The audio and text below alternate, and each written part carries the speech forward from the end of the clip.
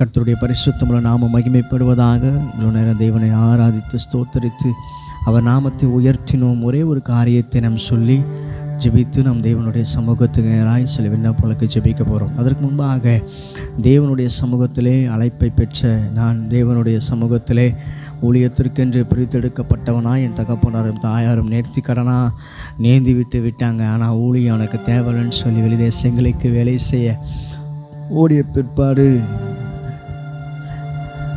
திரும்பவும் அவருடைய சமூகத்தில் வந்து ஊழியக்காரனாய் மாறியிருக்கிறேன்.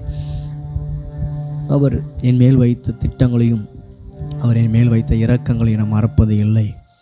ஆனால் சில வருடங்களுக்கு முன்பாக நான் தேவனை ஆராதிப்பதற்கும் தேவனை ஏற்றுக்கொள்ளும் முன்பாக என்ன காரணம் என்று தெரியாமல் பல முறை விஷ மருந்துக்களை அறிந்து தற்கொலை செய்து கொள்ளலாம் என்று யோசித்திருக்கிறேன். ரயில்வே தண்டவாளத்தை தலை வச்சு சாகலான்னு போகும்போது அந்த ட்ரெயின் வர ஃபாஸ்ட்டை பார்த்து ஐயோ செத்துருண்டாப்பான்னு சொல்லிட்டு ஏஞ்சி ஒடியாந்து வந்துட்டேன். அநேக முறை அந்த ரயில்வே தண்டவாளத்தில் கடந்து போய் இந்த நாளில் ஊழியெல்லாம் செஞ்சிட்ருக்கோம். அது ஞாபகமாகவே இருக்கும். சில நேரங்களில் பார்க்கும்போதெல்லாம் இதே தண்டவாளம் உன்னை எத்தனை தடவை சாகடிக்க பார்த்துச்சு, ஆனால் இந்த தண்டவாளத்தை கடந்து போய் எத்தனை கிராமங்களை பார்க்கும்படியாக கர்த்தர் செய்திருக்கிறார் அப்படின்னு யோசிக்கும் போது இடத்துல ஒரு கேள்வி, நான் என்ன ராஜா உமக்கு நன்மை செய்தேன்? என்னிடத்துல என்ன நீங்கள் நன்மையை பார்த்தீங்க? எத்தனை தடவை தூக்கு மரத்தில் ஏறியும் கயிறு பிடிச்சிட்டு கீழே விழுந்தனே தவிர என் உசுறு போகலைங்க. கர்த்தர் பாதுகாத்தார். மருந்து சாப்பிட்டு உசுறு போகலை, கர்த்தர் பாதுகாத்தார். ரயில்வே தண்டவாளத்தில் தலை வச்சு உசுறு போகலை, கர்த்தர் பாதுகாத்தார். அப்போலாம் நினைப்பேன், கேட்பேன் கேள்வி, ஆண்டவரே என்னிடத்துல என்னப்பா நீங்கள் எதிர்பார்த்தீங்க? என்னத்தை நீங்கள் எதிர்பார்த்தீங்க? நீங்கள் நம்பப்படுவதற்கான காரணமான ஆட்கள் நான் இல்லை, நீ விரும்புவதற்கு பாத்திரமான நான் இல்லை.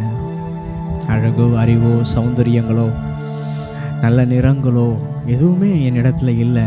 ஆனால் எதுக்குப்பா என்ன நீங்கள் சூஸ் பண்ணீங்க? என் தகப்பனார் மரித்த போது மிக நெருக்கமான சூழ்நிலையிலே ஆண்டவர் சமூகத்தில் அழ ஆரம்பித்த ஆண்டவரே, நான் நம்பகமாக இருந்தேன்.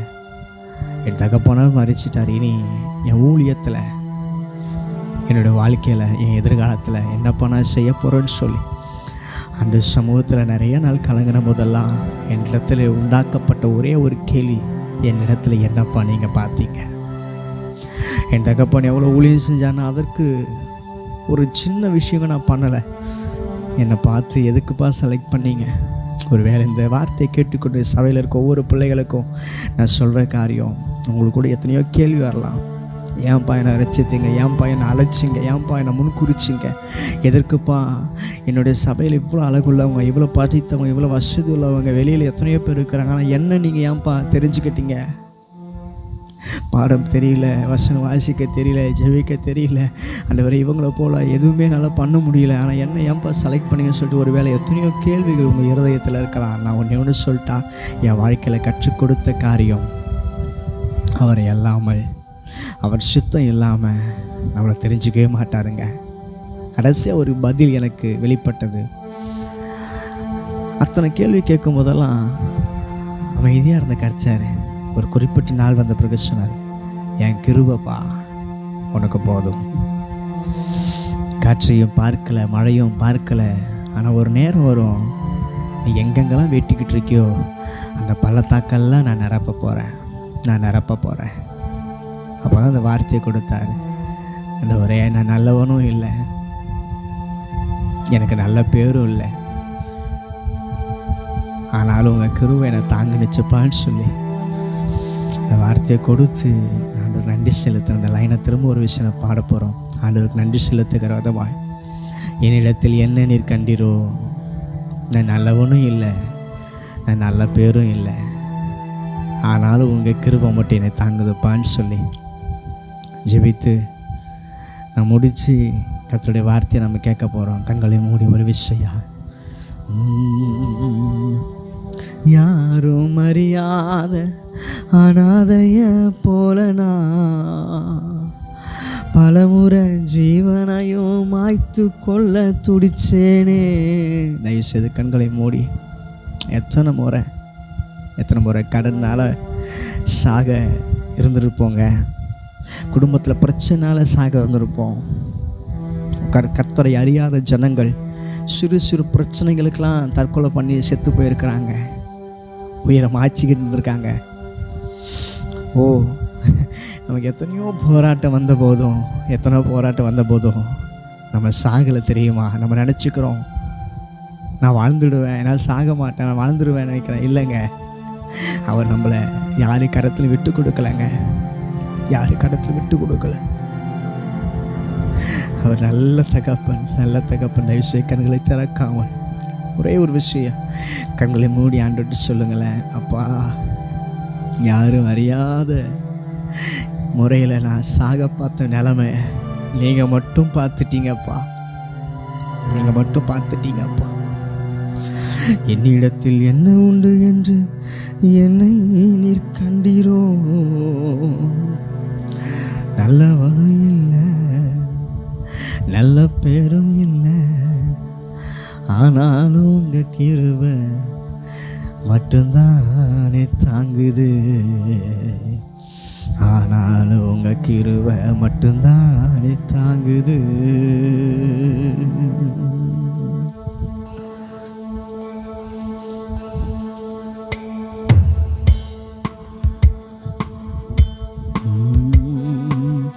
என்னிடத்தில் என்ன உண்டு என்று என்னை நீர் கண்டீரோ.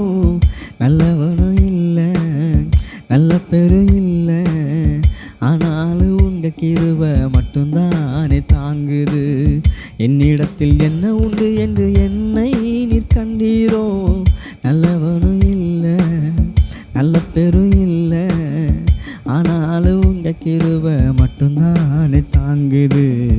ஆனாலும் உங்கள் கிருபை மட்டும்தானே தாங்குது. யாரும் அறியாத அனாதைய போல நான் பலமுறை ஜீவனையும் மாய்த்து கொள்ள துடிச்சேனே.